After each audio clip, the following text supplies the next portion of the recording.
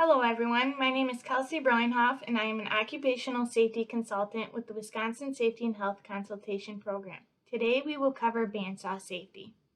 Bandsaws are a type of cutting saw that uses thin, flexible steel strips with cutting teeth on one edge. The blade runs on a pulley system through a work table where material is manually fed to be cut.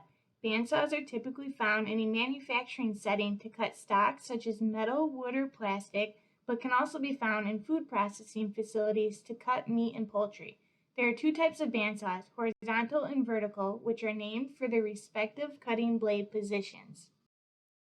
In order to cut while using a vertical bandsaw, the operator is required to hand feed and manipulate the stock against the running blade. Horizontal bandsaws allow the operator to secure stock on the table while they manually assist the saw as it cuts.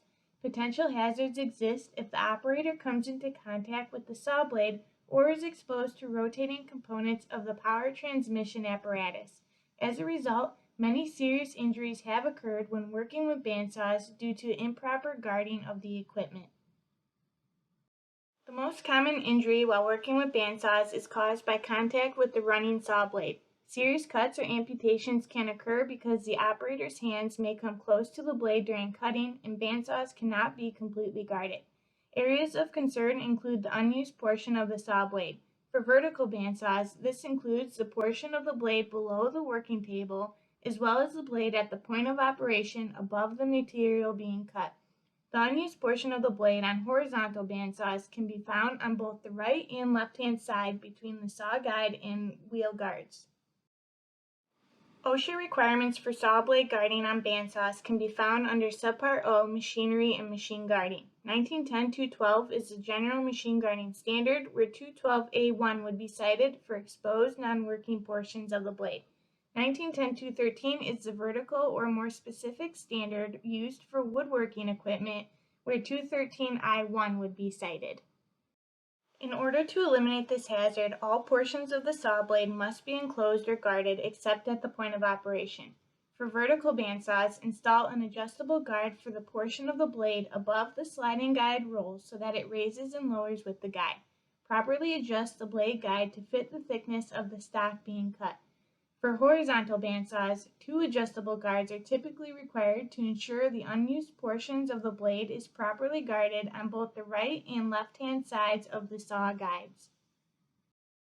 In addition to the saw blade, components of the power transmission such as flywheels, gears, belts, and pulleys may present additional nip point or caught-in hazards from exposure to rotating parts.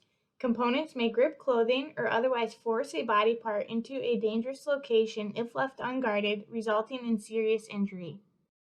OSHA requirements for power transmission guarding would again be found under Subpart O. 1910.219D1 would be cited for exposure to these parts, except for woodworking equipment, where OSHA would use the vertical standard and cite under 1910.213A9.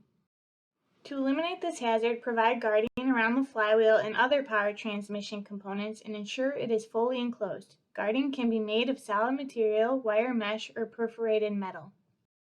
To summarize these requirements, a properly guarded bandsaw should look similar to those pictured here. Although guarding may not be the only hazard to consider while working with bandsaws, additional safe work practices include ensuring operators are properly trained on how to safely operate the equipment. Sharpening or tensioning of saw blades must only be done by persons who have demonstrated skill in this kind of work. Guards should remain in place and PPE such as eye or face protection should be worn.